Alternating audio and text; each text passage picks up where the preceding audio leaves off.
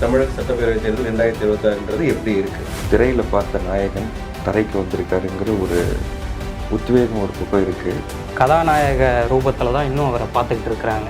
அவர் பார்க்க வந்த கூட்டம் என்னன்னா டிக்கெட் வாங்க கூட்டங்க. அதாவது ஒரு பாசிட்டிவிட்டி மட்டும்தான் நான் ப்ரொஜெக்ட் பண்ணுங்கிறது இல்லை.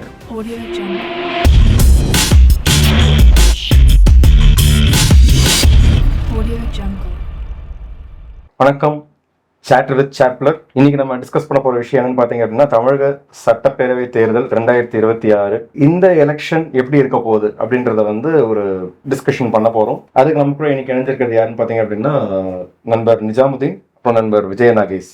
இன்னைக்கு இளைஞர்களோட மனசுல தேர்தல் 2026, தமிழக சட்டப்பேரவை தேர்தல் 2026ன்றது எப்படி இருக்கு? இளைஞர்கள் கிட்ட 2026 அப்படிங்கிறது 5 வருஷத்துக்கு ஒரு தடவை ஒரு தேர்தல் ஒன்று வருது. அதுலேயும் குறிப்பாக திரையில் பார்த்த நாயகன் தரைக்கு வந்திருக்காருங்கிற ஒரு உத்வேகம் ஒரு பக்கம் இருக்குது. அது தொடங்கின காலத்திலிருந்து இப்போ வரைக்கும் பார்த்தோம்னா டிசெண்டிங்கில் இருக்குது. ஸோ இன்றைய இளைஞர்கள் மனநிலையில் அரசியல், அப்புறம் இந்த வாக்கு செலுத்துறது, ஓகேங்களா? ஸோ இதில் எந்த அளவுக்கு இளைஞர்கள் முக்கியத்துவம் கொடுக்குறாங்கன்னு நினைக்கிறீங்க? விஜயோடைய அரசியல் வரவுக்கு அப்புறம் இளைஞர்கள் நிறைய பேர் ஏதாவது ஒரு அரசியல் கட்சிக்கு சப்போர்ட் பண்ணணும்.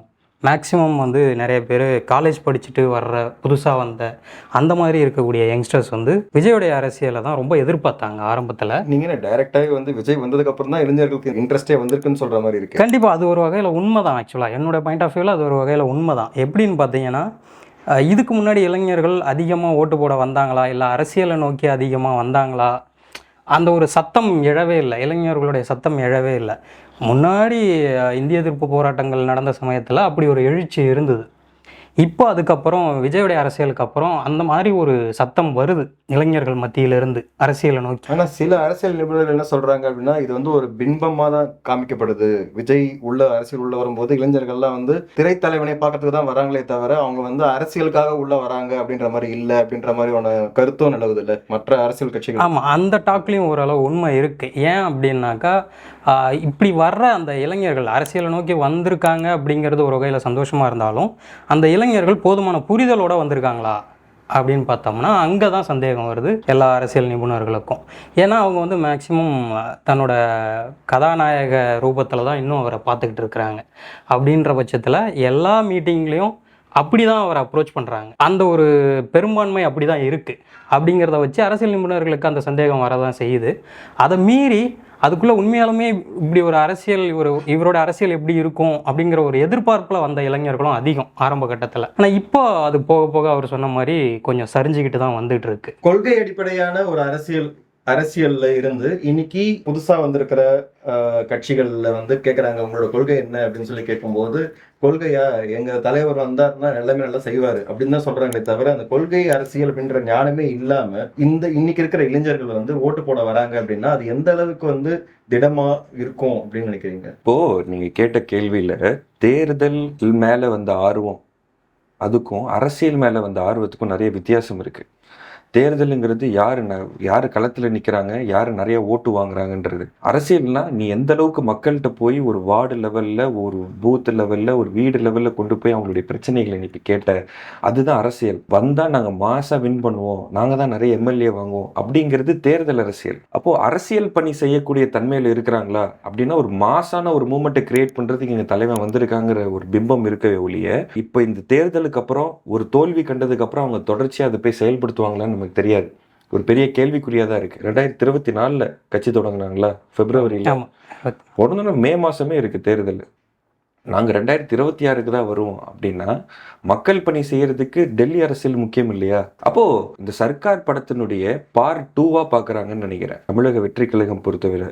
அதே மாதிரி இதர கட்சிகள், மற்ற கட்சிகள், இவங்க எல்லாரும் பார்த்தீங்கன்னா கூட இந்த தேர்தல்கிறது ஒரு திருவிழா மாதிரி. இந்த இளைஞர்களோட மனநிலை இந்த விஷயத்தில் நான் இன்னொரு விஷயம் ஆட் பண்ண விரும்புகிறேன். என்னன்னா, இப்போ இந்த எலெக்ஷனுக்கு முன்னாடி கூட வச்சுக்கோங்களேன், இப்போ விஜயோடைய அரசியலுக்கு முன்னாடின்னு கூட வச்சுக்கோங்க, என்ன நடந்ததுன்னா, இளைஞர்களை அரசியல்படுத்துறதுக்கான போதுமான விழிப்புணர்வோ இல்லை பயிற்சியோ எந்த கட்சியுமே அப்படி ஒன்று பெருசாக முன்னெடுக்கல.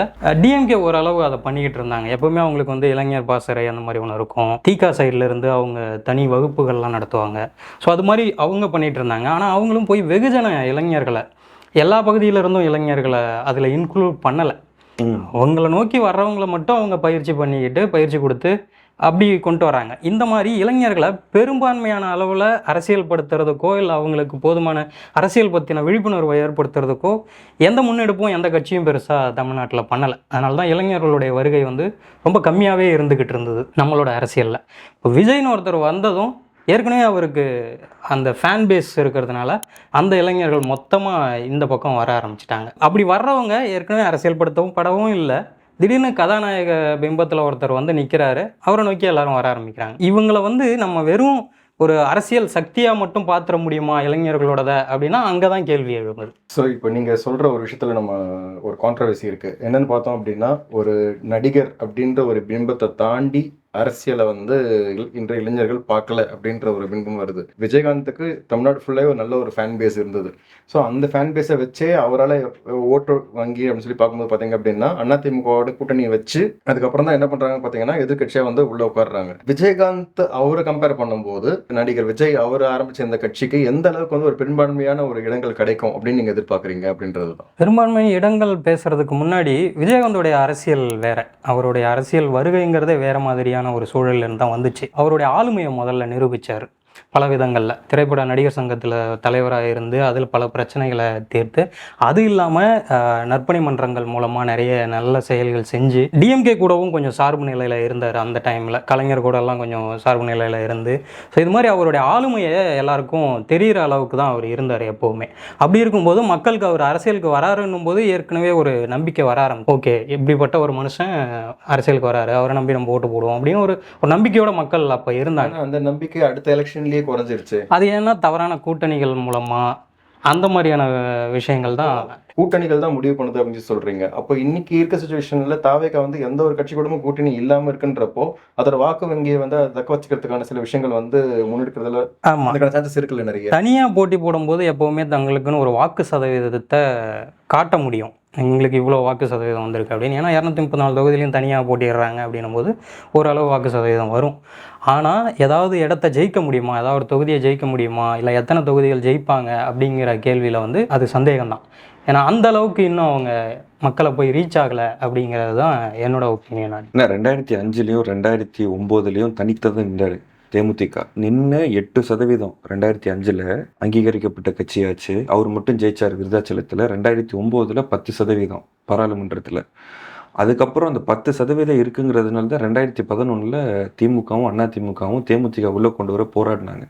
பழம் நழுவி பாலில் விழும் சொன்னார் கலைஞர். ஜஸ்ட் மிஸ் ஆகி அந்த பக்கம் போயிடுச்சு. கடைசியில் இப்போதான் விழுந்திருக்கு. தேன் கலந்த பாலில் விழுந்திருக்கான். இப்போ தேன் கலந்த பாலில் விழுந்திருக்கு. அதுக்கப்புறம் அதனால தான் 41 சீட்டு கொடுத்து எதிர்க்கட்சி அந்தஸ்து கிடச்சிச்சு.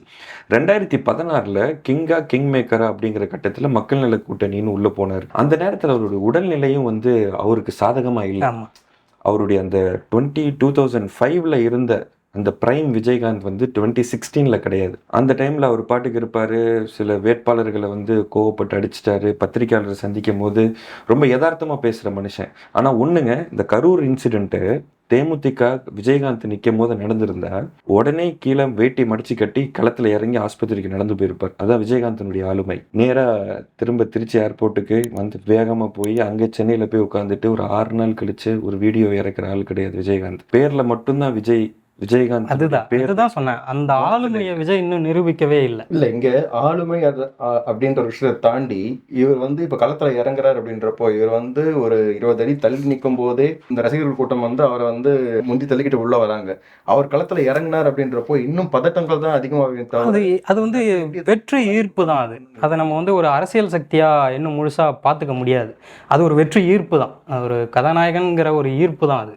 அப்படி வர்ற கூட்டங்கள் எல்லாமே. ஒரு தலைவன் என்பவன் நீ மேலே வரல, நீ திரையில பார்த்த பிம்பம் வேற, தரையில இருக்கிற யதார்த்தம் வேற அப்படின்னு சொல்லிட்டு நெறிப்படுத்துறவன் தான் தலைவன். ஒரு கதாநாயகனை பார்த்து அவர் கூட போய் நிற்கணும், அவர் கூட போய் ஃபோட்டோ எடுக்கணும், அப்படி ஓடி வர்ற கூட்டம் வேற. அதே கதாநாயகன் ஒரு குறிப்பிட்ட ஒரு பெரிய ஆளுமையாக தெரியறான் அப்படின்னும் போது ஒரு ஆளுமையை நம்ம பார்க்கும்போது எப்படி போகணும், அங்கே போய் கிட்ட நின்று ஃபோட்டோ எடுக்கணும், ஓடி போய் அவரை எப்படியாவது பிடிச்சி தொட்டு பார்க்கணும், அப்படியெல்லாம் யோசிக்க மாட்டோம் இல்லையா? அவர் என்ன சொல்ல போகிறாரு, என்ன பேச போகிறாரு. இப்போ இந்த இடத்துல தான் எனக்கு வந்து என்ன இருக்குன்னா ஒரு சந்தேகம் வருது. இப்போ அவரை பார்க்க வந்தது எல்லாமே ரசிகர்கள் கூட்டம் தான் உள்ள வந்திருக்காங்க. பெரும்பான்மை அவருக்கு ஓட்டு போடணுன்ற கூட்டம் அதிகம் உள்ள வந்ததா? அவர் பார்க்க வந்த கூட்டம் எல்லாம் டிக்கெட் வாங்கின கூட்டங்க. ஓட்டு போடுற கூட்டம் கிடையாது. பார்க்குற டிக்கெட் வாங்க கூட்டம். ஆமாம், டிக்கெட் வாங்கின கூட்டம். இன்னொன்று சில பேர் வந்து போகிற போக்கில் போஸ்டர் பார்ப்போம்ல, சில பேர் படம் பார்க்க மாட்டான், போஸ்டர் மட்டும் ஒத்து ஒரு 10 நிமிஷம் பார்த்துட்டு திரைக்கதை எழுதிக்கிட்டு நியூஸ் பேப்பரில் போய் விமர்சனம் பண்ணிட்டு வாதாடுவான். இன்னொன்று, சினிமா துறை அப்படின்னாலே விஜய் அப்படிங்கிறது இல்லை, எத்தனையோ நடிகர்கள் இருக்கிறாங்க. அப்போ ஒரு மீடியா பெர்செப்ஷன் லெவல்ல நம்ம என்ன கேம் வேணா ஆடலாம். அப்படிதான் காட்டியிருக்காங்கன்னு சொல்றீங்களா எப்படி? ஆமா, ஒரு திமுகவோட மீட்டிங் நடக்குதோ இல்லை அதிமுகவோட மீட்டிங் நடக்குதோ அந்த இடத்துல வந்து 1,00,000 பேர் வராங்க அப்படின்னா அதுக்கான போதிய பாதுகாப்பு யார் கொடுக்குறாங்கன்னு பார்த்தீங்க அப்படின்னா அங்க இருக்கிற காவலர்கள் தான் கொடுக்குறாங்க. ஏன் விஜயோட மீட்டிங் மட்டும் அந்த மாதிரியான ஒரு பாதுகாப்பு கொடுக்கல? ஏன் அந்த ஒரு ப்ரோட்டோகால்ஸ் கிரியேட் பண்ணல? சிம்பிள். நாளைக்கு வந்து ஒரு இடத்துல பரப்புரைக்கு போகணும், எலெக்ஷன் கமிஷன்ல எப்படி பர்மிஷன் வாங்கணும், என்னென்ன பண்ணணுங்கிற வழிமுறைகள் இருக்கு. ஒரு கட்சி, அரசியல் கட்சி 234 தொகுதியிலையும் நான் போட்டியிட போகிறேன், சிஎம் வேட்பாளராக நிற்க போகிறேன் அப்படின்னு தன்னை அறிவிச்சிக்கிற ஒரு கட்சி அந்த வழிமுறைகள் என்னென்னு தெரிஞ்சுக்கணுமா இல்லையா? அதை தெரிஞ்சு தானே போய் அந்த பரப்புரைக்கான முன்னேற்பாடுகளை பண்ணணும். பர்மிஷன் கொடுக்குற அதிகாரி சொல்கிறாரு 48 மணி நேரத்துக்கு முன்னாடியே நீங்கள் ஆன்லைனில் பதிவு பண்ணியிருக்கணும்னு. முன்னாடி நாள் கொண்டு வந்து ஒரு பேப்பரை நீட்டுறீங்க, எங்களுக்கு பர்மிஷன் கொடுங்க, எப்படி கொடுக்க முடியும்னு கேட்குறாரு. இந்த ஒரு பேசிக் கூட தெரியாமல் ஒரு கட்சி நடக்குதுன்னா அப்போ இதுக்கு முன்னாடி நடந்த சம்பவங்களுடைய எப்படி இருந்திருக்கும்னு யோசிச்சு பாருங்க. விஜய் அப்படின்ற ஒரு முகம் வந்து பார்த்தீங்கன்னா ஒரு நட்சத்திர அந்தஸ்து இருக்கிற ஒரு நடிகர் உள்ள வராரு. அந்த மாதிரி வரும்போது அவரை பார்க்கறதுக்கான கூட்டம் எவ்வளோ வரலாம். இவங்க வந்து இப்போ என்னை பார்க்க ஒரு 50,000 பேர் வராங்க, அதுக்கான ப்ரொடெக்ஷன் கொடுங்கன்னு சொல்லி கேட்கும்போது 50,000க்கு மேலேயும் கூட்டம் வரலாம். அப்படி கூட்டம் வரும்போது என்ன ஆகும்னு பார்த்தீங்கன்னா இவங்க வேண்டாம்னு சொல்லி தடுக்க முடியாது. எந்த இடத்துல இதை கட்டுப்படுத்தணும்னு நீங்கள் நினைக்கிறீங்க? இதை கட்டுப்படுத்தவே முடியாது.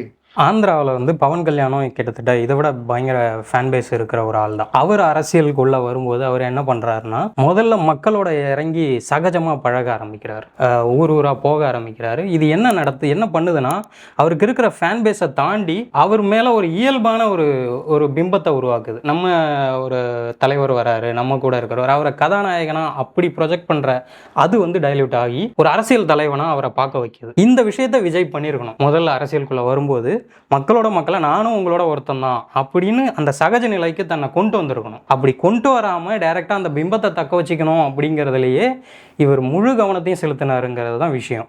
அந்த கரூர் சம்பவத்தில் அவர் அவ்வளோ லேட்டாக வந்ததுக்கு காரணமும் அதுதான். ரொம்ப லேட்டாக கூட்டம் அதிகமாகிட்டே இருக்கும். அந்த கூட்டத்தை இவர் தன்னோட அரசியலுக்கு பயன்படுத்திக்கணும்னு நினைக்கிறார். மக்களோட இறங்கி தன்னை சகஜமான சாதாரண ஒரு மனிதனாக மாற்றணும் அப்படிங்கிற எந்த ஒரு முயற்சியும் அவர் எடுக்கவே இல்லை. இதனால தான் தமிழ்நாடு கவர்மெண்ட் மட்டும் இல்லை, புதுச்சேரி கவர்மெண்ட்டும் சேர்ந்து தான் பர்மிஷன் கொடுக்க தயங்குறாங்க. ஏன்னா யாருமே வந்து அந்த எலெக்ஷன் பெர்மிஷன் கொடுக்கும்போது டிரான்ஸ்ஃபார்மர் மேலெல்லாம் ஏறக்கூடாதுன்னு சொல்லிட்டு ஒரு லைன் எழுதுறாங்க. இதெல்லாம் இது வரைக்கும் வரலையே, நடந்ததே கிடையாது. இப்போ என்னன்னா ஒரு கரிஷ்மா இருக்குல்ல, அந்த கரிஷ்மாவில் அதனுடைய விபத்து என்ன, அபாயம் என்னன்னு தெரியாமலே அவன் செயல்படுத்துகிறான். நீ கீழே இறங்கினா தான் நான் வந்து உனக்கு கிஸ் கொடுப்பேங்கிறப்பில் இவர் நின்றுட்டு அப்போ கீழே இறங்குறாரு. இவர் மேலே யார் மேலே வேணால் கை வைங்க, என் மேலே கூட வந்து கூட்டிகிட்டு போங்க, எங்கள் ரசிகர்களை வந்து நீங்கள் தொடாதீங்க, தொண்டர்களை தொடாதீங்க அப்படிங்கிறாரு. இவர் அந்த ரேம்ப் வாக் நடக்கிறாருங்களேங்க, கூட வந்து அந்த பிரிவு பாதுகாப்பு இருக்கு. வரும்போது அவன் மேலே ஏறுறானுங்களா, பிடிச்சி தூக்கி போடுறாங்க. இவர் கண்ணுக்கு முன்னாடி தான். அவங்களாம் அந்த தொண்டர்கள் இல்லையா, அவங்களாம் அடியப்படாத அவங்களுக்கு. ஒரு தலைவங்கிறவங்க மைக்க பிடிச்சிட்டு பார்த்தா பொதுச் செயலாளர் தான் பேசுவார். யாரு? புஷி ஆனந்த் தான் பேசுவார். தளபதி எங்களுடைய தொண்டர்களை கீழே விடுங்க, இறங்குங்க, நீங்க தளபதி சொல் பேச்சு கேளுங்க. விஜயகாந்த் நின்று பேசுவார் முன்னாடி வந்து. அதாவது ஒரு பாசிட்டிவிட்டி மட்டும் தான் நான் ப்ரொஜெக்ட் பண்ணுங்கிறது இல்லை. ஒரு களத்துல நீ இறங்கும் போது நிதர்சனமான விஷயத்த சொல்லியே ஆகணும். அதுதானே லீடர்ஷிப். அது எதுவும் செய்யாம ஒரு கல்ட் பிஹேவியர் மட்டும் நான் எடுத்து வச்சுக்கிட்டே போவேன் அப்படின்னு. ஒன்னும் அந்த கூட்டம் வந்து 50,000 பேர் சேராங்க, 60,000 பேர் சேரலாம் ஜோக். அதெல்லாம் டிஜிபி ஆஃபீஸ்க்கு வந்திருக்காருங்க, வந்தாரு, அவர் பாட்டுக்கு போறாரு. ஒரு விஷயத்தை செயல்படுத்தணும்னா சர்வசாதாரணமா வரலாம், அந்த மாதிரி போகணும்னா போகலாம், கிரியேட் பண்ணணும்னா கிரியேட் பண்ணலாம். இது எல்லாமே கேம் தான். ஸோ அப்போ இன்னைக்கு மக்களோட இந்த மாதிரியான கூட்ட நெரிசல், இந்த மாதிரியான விஷயங்கள், இதோட தாக்கம் வந்து தேர்தல் அன்னைக்கு ஒரு கிரேஸ்ல ஓட்டு போறதுக்கான சான்சஸ் இருக்குன்னு அப்படின்னு எடுத்துக்கலாமா? இதை வச்சு என்ன கிரேஸுங்க? நான் ஒன்று சொல்லவா, மேல இருக்கிற ஒரு கிரேஸ். ஏன்னா எம்ஜிஆர் மேல அந்த மாதிரி மக்கள் வந்து அவ்வளவு வச்சிருந்ததாலதான் எம்ஜிஆர் வந்து 2 எலெக்ஷனை ஜெயிச்சாரு. ஓகேங்களா, ஒரு எலெக்ஷனை படுத்துட்டே ஜெயிச்சாரு. ஓகேங்களா. ஸோ அப்போ இந்த மாதிரி சுச்சுவேஷன் வந்து அந்த ஒரு கிரேஸ்னாலதான் எம்ஜிஆருக்கு கிடைச்சது. அதே மாதிரி விஜய்க்கு அந்த கிரேஸ்னால ஏதாவது ஒரு சான்சஸ் இருக்கா டக்குன்னு ஒரு பூஸ்ட் கிரியேட் பண்றதுக்கு? எம்ஜிஆர் வந்து மலைனா விஜய் வந்து மடுதான். எம்ஜிஆர் வந்து 1972 தலைவர். அதுக்கு முன்னாடி அவர் திமுகவினுடைய பொருளாளர். ஒரு 18-20 வருஷம் ஒரு அனுபவத்துல வராரு. இவர் அப்படியே டைரக்டா 2024 ஆன்லைன்ல வந்து கட்சி நிறுவனாரு. கிட்டத்தட்ட ஒரு 8 மாசம் கழிச்சுதான் வந்து பொதுத்தளத்துக்கு வராரு. கமலினுடைய 2.0 தான் விஜய். கமல் 2.5% வாங்கியிருக்கலாம், இவர் 12.5% ஓட்டு வாங்குவார். ஒரு டிஸ்பியூட்டராக ஒரு ஸ்பாய்லராக இருக்க வாய்ப்பு இருக்குது. மேபி ஒரு பெரம்பூர் தொகுதியில் நிற்கிறாரு அப்படின்னா விஜயகாந்த் மாதிரி அந்த ஒரு தொகுதியில் வேணா சரி தலைவர் நிற்கிறாரு அப்படிங்கிறதுக்காக அந்த ஒரு தொகுதி ஜெயிக்க வேணா வாய்ப்பு இருக்குது. அதுவே வந்து ஒரு நெக் டு நெக் தான், எந்த அளவுக்கு அவங்க செயல்பட போகிறாங்க அப்படிங்கிறது. ஆனால் ஒரு தூய ஆட்சி, ஒரு தூய சக்தின்னு சொன்னால் கூட இருக்கிறவங்களாம் நல்லவனா இருக்கணுமா இல்லையா? எனக்கு என்ன தோணுதுன்னா, கட்சியை தொடங்கிட்டேன், இந்தா நீங்கள் வச்சுக்கிங்க, ஃபேன் பேஸை யூஸ் பண்ணிக்கிங்கன்னு ஒரு 4-5 பேர்கிட்ட ஒப்படைச்சிட்டாருன்னு நினைக்கிறாங்க. எப்பயாவது ஏதாவது பேசணும்னா சொல்லுங்கள், எழுதி கொடுங்க, வந்து நான் பேசிட்டு போகிறேன் அப்படின்னு. கிட்டத்தட்ட வந்து இதுவே வந்து ஒரு ஏஜிஎஸ்டியோ ஒரு லைக்காலியோ ஒரு சன் பிக்சர்ஸ்டியோ எடுத்த ப்ராஜெக்ட் மாதிரி தான் வந்து டிவிகேங்கிற ஒரு மூவி எடுத்திருக்காரு போல. ஜனநாயகன் அப்படிங்கிற படமே வந்து இந்த தேர்தல் தான் போல. இந்த படம் வெளியே வரல, இந்த தேர்தல் தான் ஜனநாயகன் படம் நான் நினைக்கிறேன். அது போயிட்டே இருக்கு முன்ன பின்ன அப்படிங்கிற மாதிரி. ஒரு பக்கம் இதெல்லாம் பேசினாலும் ஒரு பெரிய இளைஞர் சக்தி வந்து வீணடிக்கப்படுதோ அப்படிங்கிற ஒரு விஷயமும் ஒரு பக்கம் இருக்குங்க.